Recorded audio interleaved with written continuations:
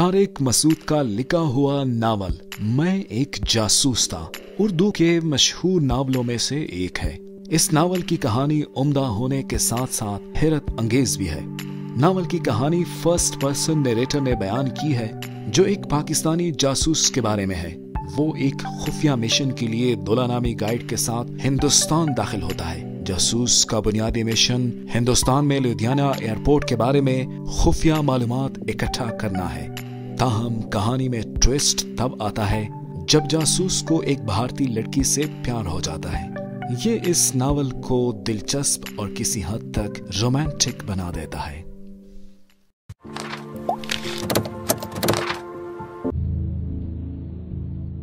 खलीज उर्दू के नाजरीन अस्सलाम वालेकुम। नावल मैं एक जासूस था की 13वीं किस्त के साथ आपकी खिदमत में हाजिर है। नाजरीन, वीडियो में आगे जाने से पहले आपसे एक गुजारिश है कि हमारे YouTube चैनल को सब्सक्राइब करें और साथ में दिए गए बेल आइकन को प्रेस करें ताकि आपको हमारी हर वीडियो वक्त पर मिल सके। बाबूजी के कुछ वाकिफ लोग मिल गए थे जो आपस में मुल्क की हालात पर बहस कर रहे थे। चूंकि उनका ताल्लुक कम्युनिस्ट पार्टी से था इसलिए उनकी बातें भी हुकूमत के खिलाफ थी। इन दिनों कम्युनिस्ट पार्टी कांग्रेस के खिलाफ एक जबरदस्त मुहिम चला रही थी। भारत में काफी अरसा से चलने वाली जेर जमीन तहरीक नक्सलबाड़ी का चर्चा इन दिनों पंजाब में भी सुनने में आ रहा था। पहले ये लोग कलकत्ता और महाराष्ट्र तक ही महदूद थे, लेकिन आहिस्ता आहिस्ता वो सारे पंजाब में फैल रहे थे। पिछले दिनों इन्होंने जालंधर के एक DSP को गोली मार दी थी, जिसके बाद हुकूमत पंजाब कम्युनिस्ट लीडरों की खसूसी निगरानी कर रही थी। यहाँ भी यही मसला ज़ेर बहस था। इन लोगों की गुफ्तगू से मैंने अंदाजा लगाया कि वो जरूर किसी अहम चक्कर में हैं। मेरे करीब होने की वजह से हालांकि वो खासी मुहतात गुफ्तगू कर रहे थे, लेकिन मेरी चटी हिस्स ने मुझे इनके मुतालिक न जाने क्यों शक में मुब्तला कर दिया। बात तो मेरे मतलब की नहीं थी। बहरहाल मैंने उसी रोज बाबूजी को चेक करने का फैसला कर लिया। अभी दोपहर का खाना जो पूनम और माता जी ने मिलकर वहीं एक स्टोर पर तैयार किया था, खाकर फारिग ही हुए थे कि एक धमाका खेज खबर सुनाई दी। स्वामी दयानंद जी महाराज संगतों को दर्शन देने आए हैं। स्वामी जी का नाम सुनते ही मेरा माथा छिंका। ये कमबख्त यहाँ भी आ मरेगा। मुझे उनका वहमो गुमान भी नहीं था। हर मुश्तबा जगह पर महाराज पहुंच जाता था। मुझे यकीन हो चला था कि जरूर इस शख्स का इंटेलिजेंस से कोई ताल्लुक है, क्योंकि हाल ही में इस इलाके से एक जासूस की गिरफ्तारी ने उसे मुश्तबा बना दिया था, जिसकी वजह से यहाँ भारतीय सिक्योरिटी का अमल दखल खासा बढ़ गया था। अभी कल ही मेरी मुलाकात स्वामी जी से हुई थी और वो भी खसूसी मुलाकात। अगर उसने आज भी मुझे यहाँ देख लिया तो ख्वाम मेरे मुतालिक किसी वहम में मुब्तला ना हो जाए। मेरे मुतालिक इंटेलिजेंस का शक खतरनाक भी साबित हो सकता था, क्योंकि राय कोर्ट में मेरी आमद हाल ही में हुई थी। इंटेलिजेंस वाले फौरन मेरे माजी का ताक़ुब शुरू कर देते, जिसका कोई वजूद ही नहीं था। इस तरह वो लोग अपना जाल बुनते बुनते बहरहाल मुझ तक पहुंच जाते। इस बात के इम्कानात 50-50 थे। ये भी मुमकिन था कि स्वामी दयानंद वही हो जो वो नजर आता है, लेकिन मैं खतरा क्यों मोल लूं? मैंने सोचा। प्रकाश, मैं बाबूजी और पूनम ताश खेल रहे थे जब अचानक मेरे चेहरे की रंगत बदलने लगी। क्या हुआ? सबने बारी बारी परेशानी से पूछा। कुछ नहीं, बस जरा तबीयत खराब है बाबूजी। मेरा ख्याल है कि मैं घर चला जाऊं, मुझे आराम करना चाहिए। ऐसा कभी कभी हो जाता है। मैंने ताश के पत्ते एक तरफ फेंकते हुए कहा। तुम जाओ बेटे, ठीक है, हम भी पीछे आ रहे हैं। बाबूजी बोले। मेरे अलावा पूनम का यहाँ रहना भी कुछ ठीक दिखाई नहीं देता था। मैं मुहतात रहना चाहता था। अपना कोई खुलू बाकी छोड़ना मुझे गवारा नहीं था। आप लोग तो स्वामी जी के दर्शन भी करेंगे। मेरा ख्याल है मैं और पूनम मोटरसाइकिल से चले जाते हैं। मैंने खुद तजवीज पेश कर दी। जवाब में बाबूजी ने महाराज दयानंद को बेशुमार गालियों से नवाजा। प्रकाश कुछ और ही सोच रहा था, क्योंकि अभी उसकी कोशिशों के बावजूद भी मुझे और पूनम को तन्हाई मैसर नहीं हुई थी। उसकी दानिश में शायद अब मैं यही चाहता था। उसने मुझे और पूनम को चलता किया। बाकी सबको वो लेकर महाराज के दर्शन करने चला गया, जबकि बाबूजी ऐसे दोस्तों के पास जा बैठे। जैसे ही हम लोग रायकोट जाने वाली सड़क पर घूमे, मेरी तबीयत बहाल हो गई। पूनम मेरी अचानक सेहतयाबी से सब कुछ समझ गए। घर पहुंचती वो मुस्कुराती हुई गोया हुई। कमाल की एक्टिंग करते हो।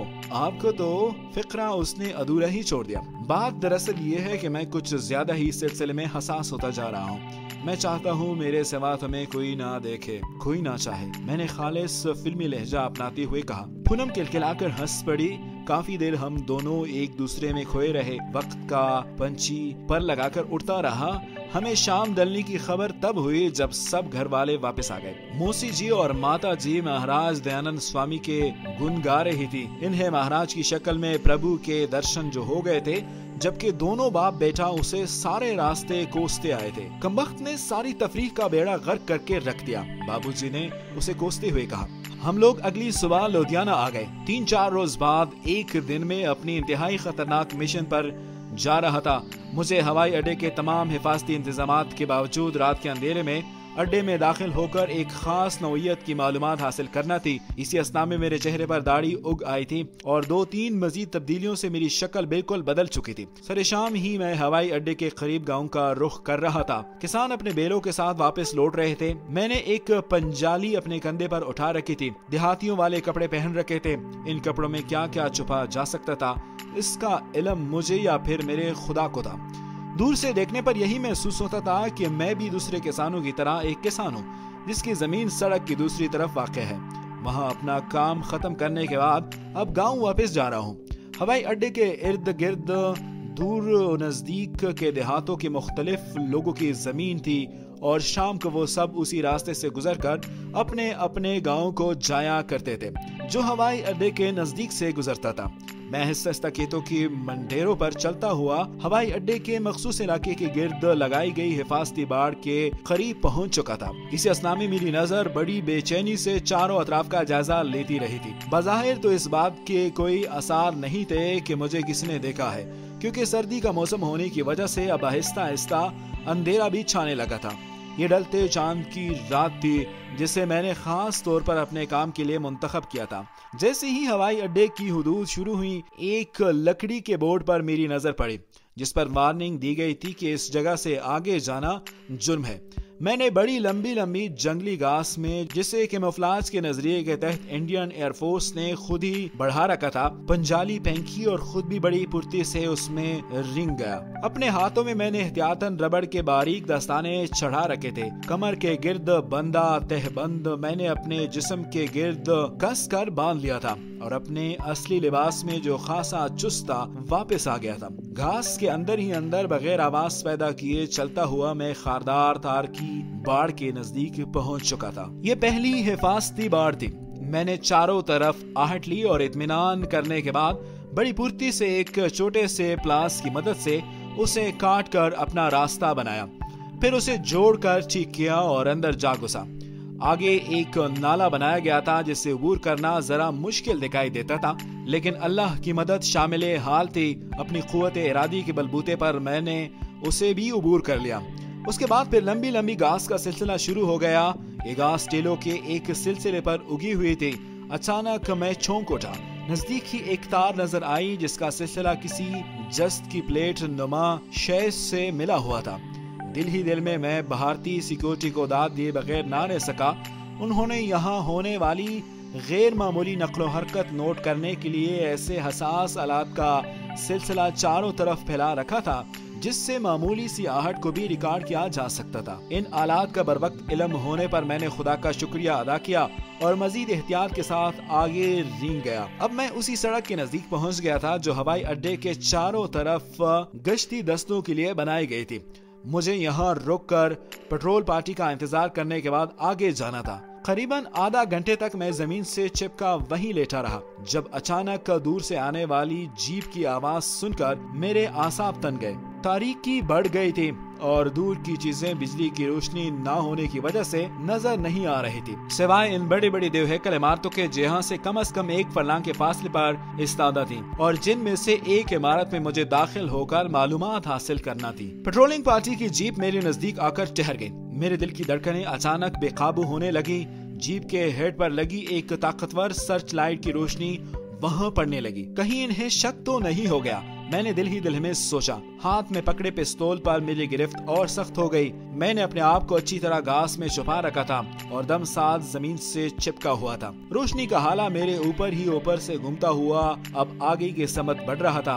خدا خدا کر کے وہ لوگ وہاں سے چلے گئے۔ ابھی میں بمشکل آگے بڑھنے کے ارادے سے زمین سے اٹھا ہی تھا کہ اچانک مجھے پھر اس پوزیشن پر واپس آنا پڑا۔ کوئی پیدل پیٹرولنگ پارٹی اس طرف آ رہی تھی۔ میں سنبھل ہی پایا تھا جب 2-3 سائے میرے قریب ہی رینگتے دکھائی دیے۔ جنگلی گھاس میں مختلف جگہ ٹارچوں کی روشنی پڑ رہی تھی۔ یہ وہ ٹارچیں تھیں جو ان لوگوں نے ہاتھوں میں پکڑ رکھی تھی۔ سرچ لائٹ سے بچنا تو ممکن تھا لیکن ٹارچوں کی روشنی میری ہتھیلیاں پسینے میں بھیگ رہی تھی۔ کسی نہ کسی طرح میں نے پستول کی سیفٹی کیچ کر کھولا اور اسے فائر کی پوزیشن میں کر کے آنے والے حالات کا بے چینی سے انتظار کرنے لگا۔ اچانک میرا دل زور سے دھڑکا۔ ایک لمبا فوجی بوٹ میرے منہ کے سامنے موجود تھا اور پیٹرول پارٹی کا جوان میرے سر پر ٹارچ لیے کھڑا تھا۔ میری تمام حصے سمٹ کر آنکھوں میں آ گئی۔ میں نے بمشکل پستول کا رخ لیٹے اس کے سینے کی طرف کر دیا۔ ایک ایک لمحہ قیامت جا رہا تھا۔ میں اس پوزیشن میں بے بس حرکت لیٹا رہا۔ اسے میری خوش قسمتی سمجھے یا ان کی بے وقوفی کہ ٹارچ بردار گارڈ میرے سر پر کڑے ہو کر ارد گرد روشنی ڈالتا رہا جبکہ میں اس سے چند انچ کے فاصلے پر موجود تھا۔ پھر مجھے ایک اور جیپ کے انجن کی قریب آتی ہوئی آواز سنائی دی۔ جیپ بھی ٹھیک اس جگہ آ کر رک گئی اور ایک آواز گونجی، کچھ ملا؟ نو سر، غالباً میرے سر پر مسلط گارڈ نے جواب دیا۔ شٹ اپ، اس نے چلاتے ہوئے کہا، اسے ڈھونڈو، وہ یہاں کہیں چھپا بیٹھا ہے۔ اس کے بعد خاموشی چھا گئی۔ ایک مرتبہ پھر میرے ارد گرد ٹارچوں کی روشنی پھیلنے اور سمٹنے لگی۔ اب بھاگتے قدموں کی آوازیں بھی سنائی دینے لگی تھی۔ غالباً وہ لوگ چاروں طرف پھیل رہے تھے۔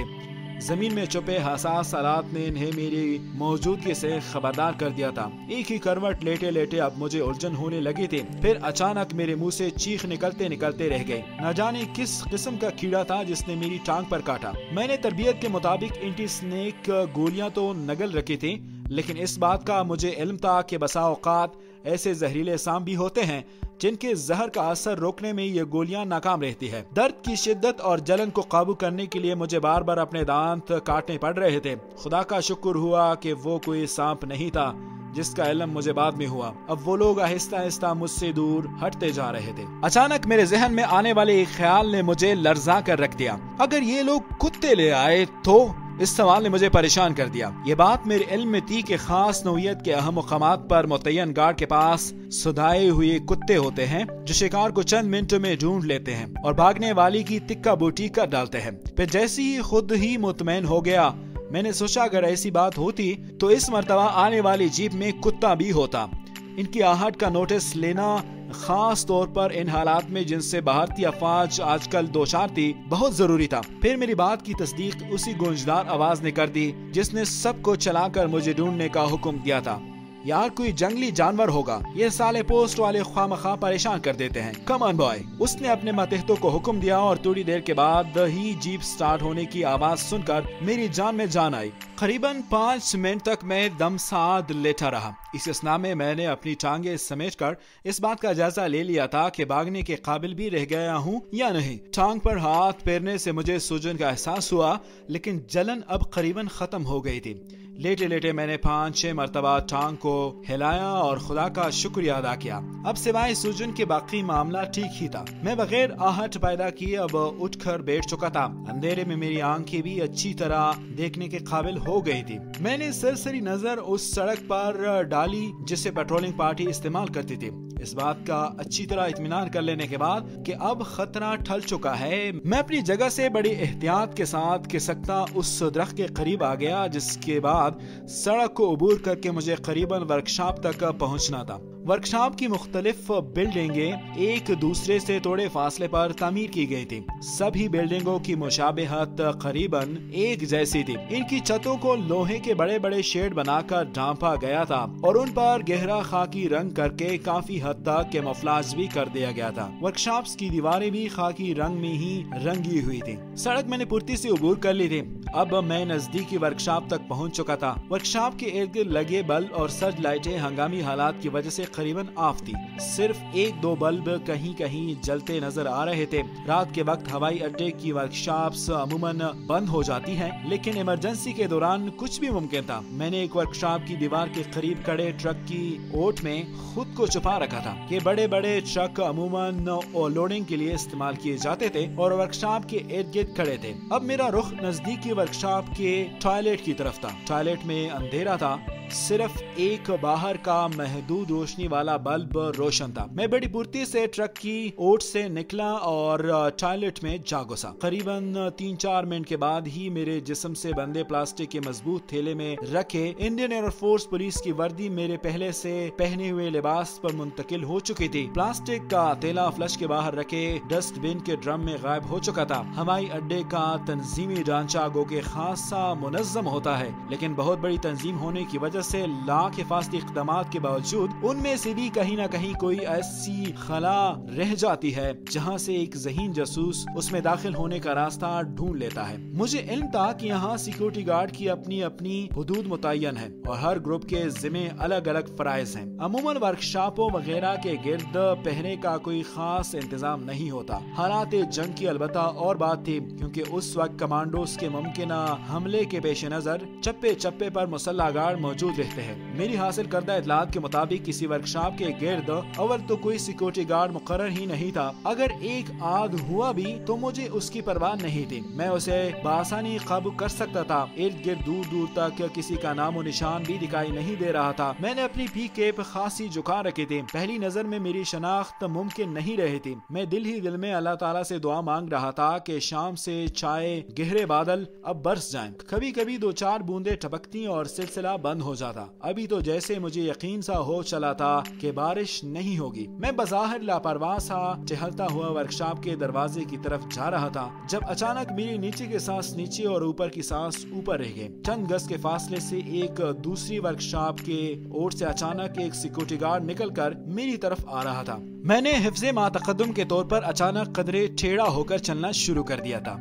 जैसे जैसे वो मेरे करीब आता जा रहा था, मेरे जिस्म में बिजलियां दौड़ने लगी थी। मेरी ख्वाहिश थी कि वो मुझसे बगैर गुफ्तगू के आगे निकल जाए, लेकिन बज़ाहिर ऐसा मुमकिन दिखाई नहीं दे रहा था। उसने मुझसे 6 फुट की दूरी से पुकारा, शेखर। शायद यहाँ किसी शेखर की ड्यूटी थी। उसी असना में मेरे जहन ने एक तजवीज सोच रखी थी। अभी उसके मुंह से बमुश्किल शेखर निकला ही था जब मैंने उसके मुखालिफ सेमत मुंह करके आहिस्ता आहिस्ता खांसना शुरू कर दिया। खांसते खांसते मैं आहिस्ता आहिस्ता नीचे को झुकता जा रहा था। आने वाला शायद मेरी खैरियत दरियाफ्त करने के लिए तेजी से मेरी तरफ आया। उसे अपने करीब महसूस होते हुए मैंने फुर्ती से रुख बदला। मेरा जोरदार घुटना उसके पीठ के नीचे हिस्से पर और जोरदार हाथ उसकी कनपट्टी पर एक साथ जा लगे थे। आदमी कमजोर दिल का दिखाई देता था। बेचारे को मुंह से आवाज निकलने की मोहलत भी नसीब नहीं हुई। जमीन बोझ होने से पहले वो मेरे मजबूत हाथों की गिरफ्त में आ चुका था। मुझे कुछ ना सूझा, उसे भी मैं अपने साथ ही वर्कशॉप में ले आया। वर्कशॉप का बगली दरवाजा खुला ही मिला। बेहोश गार्ड को मैंने एक कोने में लिटाया। उसकी बेहोशी को लंबा करने के लिए मैंने अपनी जेब से एक रुमाल निकाल कर उसे सुंगा दिया था। अब 3-4 घंटे से पहले उसके खुद ब खुद होश में आने का इम्कान नहीं था। कोई और उसे जगा देता तो अलग बात थी। अंदर हल्की रोशनी के 1-2 बल्ब जल रहे थे। मेरी तवक्को के ऐन मुताबिक वर्कशॉप में एक जहाज के इंजन के मखसूस हिस्से मुरम्मत या ओरहालिंग के लिए एक ट्रॉलर में रखे गए थे। चंद मिनट के बाद ही मैं उनके एक एक पुर्जे को अपने पास मौजूद एक छोटे से ताकतवर कैमरे की मदद से अपनी गिरफ्त में ला चुका था। पुर्जों पर लगे मुख्तलिफ ट्रेडमार्क मेरे जहन में समा चुके थे। अभी मैं बमुश्किल चंद कदम ही चल पड़ा था कि अचानक लड़खड़ाया और गिरते गिरते बचा। मेरी टांग में जबरदस्त ठेस उठी थी। गालिबन जख्म फिर से हरा हो रहा था। दर्द से बेहाल होकर मैंने करीबी दीवार का सहारा लिया। जरा सुकून मिला तो दोबारा कदम आगे बढ़ाना चाहा, लेकिन एक मर्तबा फिर मुंह में आने वाली चीख को जब्त करते हुए मैं उसी पोजीशन में वापस आया। उफ मेरे खुदाया, क्या इतनी जबरदस्त कामयाबी के बाद मैं एक किचवी की तरह भारतीय एयरफोर्स के काबू आ जाऊंगा, मैंने सोचा और मेरा दिल डूबने लगा। अचानक पेश आने वाली सूरत हाल ने मुझे रुला दिया। मैं खासा जज्बाती हो चला था। جب قدرت کو مجھ پر رحم آیا اور رک رک کر ہونے والی بوندا بادی نے اچانک زوردار بارش کی شکل اختیار کر لی تھی۔ اب کم از کم مجھے اتنا تحفظ تو حاصل ہو گیا تھا کہ بارش کی وجہ سے شاید ہی کوئی اس طرف آتا۔ میرے کپڑے بھیگنے لگے تھے، میں نے دل کھڑا کر کے قدم بڑھائے۔ درد سے میرا برا حال تھا، لیکن کسی نہ کسی طرح رینگتے میں نے خطری کی پہلی حد یعنی سڑک عبور کر لی۔ سڑک سے تاروں کی پہلی بار تک کا فاصلہ میں نے قریباً کوہنیوں کے بل ہی طے کیا تھا۔ واپسی کا سفر کسی عذاب سے کم نہیں تھا۔ میں نے ایک مرتبہ پھر لوہے کی خاردار تاروں میں سے راستہ بنایا اور وہ فاصلہ جو مجھے اپنی تربیت کے مطابق 3 یا 4 منٹ میں عبور کرنا چاہیے تھا، وہ صدیوں پر محیط نظر آنے لگا۔ خدا خدا کر کے قریباً آدھا گھنٹے بعد کسی نہ کسی طرح گرتا پڑتا میں اس کھیت تک پہنچ گیا تھا جہاں مجھے کپڑوں سے نجات حاصل کرنا تھی۔ میری سانس بری طرح پھولنے لگی تھی، سارا جسم پسینے سے نہا گیا تھا۔ موت کا خوف تھا یا میری قوت ارادی کے درد کا احساس اب آہستہ آہستہ ختم ہو رہا تھا۔ ہنگامی ضروریات کے تحت اپنے پاس پہلے سے موجود اسپرین کی 2-3 گولیاں نگلنے کے بعد اب قدرے افاقہ محسوس ہونے لگا تھا۔ بارش تھم چکی تھی۔ میں لنگڑاتا ہوا کھیت سے باہر نکلا اور اپنے مقررہ راستے پر چلنے لگا۔ مجھے صبح سے پہلے یہاں سے بہت دور چلے جانا تھا۔ صبح جب سورج کی روح پہلی کرن نے تاریکیوں کے چھٹ جانے کا مژدہ سنایا تو میں نے اندازے کے مطابق اپنی خستہ حالی کے باوجود کم از کم 10 میل کا فاصلہ طے کر لیا تھا۔ میں محفوظ تو ہو چکا تھا، لیکن ٹانگ کی بری حالت تھی، سوجن بڑھتی جا رہی تھی۔ مجھے جلد از جلد کسی ڈاکٹر تک پہنچنا تھا۔ ایک لاری میں بمشکل میں لدھیانہ پہنچا۔ دوران سفر میں نے زبردستی اپنے آپ کو نارمل رکھا۔ لدھیانہ اڈے کے بجائے شہر سے باہر ہی اتر گیا۔ اب میرا رخ ایک مقامی ڈاکٹر کی دکان کی طرف تھا جس سے میرا تعارف پرکاش نے کرایا تھا۔ ڈاکٹر صاحب ابھی کلینک جانے کی تیاری کر رہے تھے جب میں ان سے جا ٹکرایا۔ انہوں نے مجھے پہچانتے ہوئے خصوصی توجہ اور کمال مہربانی سے مجھے دیکھا۔ کمال ہے، سوجن اتنی زیادہ کیسی ہو گئی؟ شاید کسی ٹھوئی نے کاٹا ہے۔ انہوں نے میری سوجی ہوئی ٹانگ پر انگلیاں پھیرتے ہوئے کہا، جناب اصل میں کل رات ایک جگہ پیشاب کرتے ہوئے کسی کیڑے نے کاٹ لیا تھا۔ اس وقت تو مجھے محسوس نہیں ہوا، اب صبح سے درد ہونے لگا ہے۔ میں نے صفائی پیش کی، تو یوں کا ہونا یار، بے احتیاطی کی وجہ سے یہ حالت ہوئی ہے۔ انہوں نے مجھے 2 انجیکشن لگائے، ٹانگ پر معمولی سی نشتر زنی کے بعد پٹی باندھی، دوائیوں کی ایک فہرست لکھ کر مجھے تھما دی اور فیس لے کر چلتا گیا۔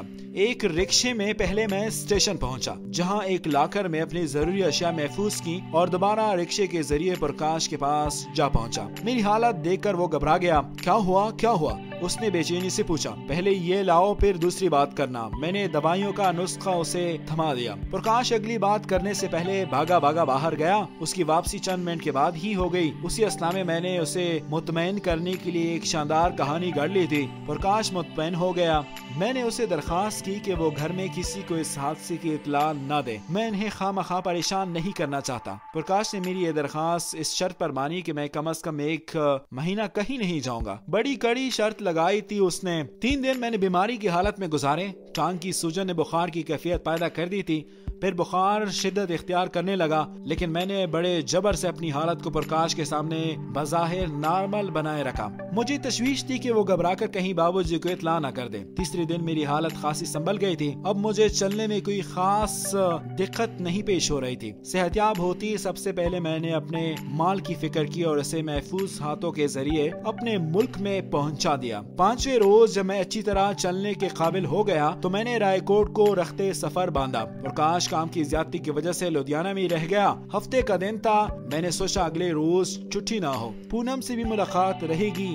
میرا ارادہ اس مرتبہ سوامی جی کو چیک کرنے کا تھا کہ آخر یہ مہاتما ہیں کیا۔ بابو جی سے نکسل باڑیوں کے روابط بھی مد نظر تھے، کیونکہ زیر زمین چلنے والی تحریکیں کسی ملک کی سیاست میں کیا کردار ادا کرتی ہے مجھے اس کا بخوبی اندازہ تھا۔ ذاتی طور پر مجھے خود بھی خواہش رہی تھی کہ میں ان لوگوں کو قریب سے کام کرتے ہوئے دیکھوں اور جو ایک لمبے عرصے سے اپنے مقاصد کے حصول کے لیے جدوجہد کر رہے ہیں۔ چاروں موز مدار ان دنوں بھارتی اخبارات کی شہ سرخیوں کا موضوع بنا ہوا تھا۔ یہ پراسرار شخص نکسل باڑی تحریک کا سربراہ تھا، جسے بھارتی حکومت نے ایک زبردست مقابلے کے بعد زخمی حالت میں گرفتار کر لیا تھا۔ تفتیش کے بدترین مراحل سے گزارنے کے بعد اسے کلکتہ جیل میں ڈال دیا گیا تھا، جہاں وہ حسب روایت پراسرار بیماری کی وجہ سے چل بسا۔ गो के हुकूमत ने उसके लवाहिकीन को डरा धमका कर चारों मौजदार की तभी मौत की तस्दीक करवा ली थी और उसकी बीमारी के सर्टिफिकेट भी अखबारात में छप रहे थे, लेकिन हकीकत क्या थी भारत का हर बाशऊर शहरी उससे आगाह था।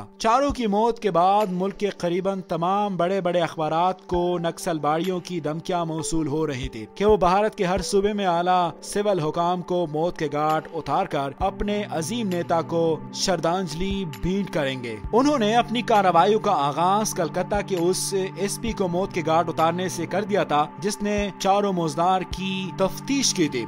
जेल सुपरडेंट अलबत्ता कातिलाना हमले से बच गया था। ये अलग बात कि वो लंबी सरकारी रुखसत लेके न जाने कहां रोपोश हो गया था। नाजरीन, आज के लिए बस इतना ही। मजीद वीडियोस और अपडेट के लिए हमारे YouTube चैनल को सब्सक्राइब करें और हमारी वेबसाइट विजिट करें। आपसे फिर मुलाकात होगी। अभी इजाजत दीजिए। खुदा हाफिज।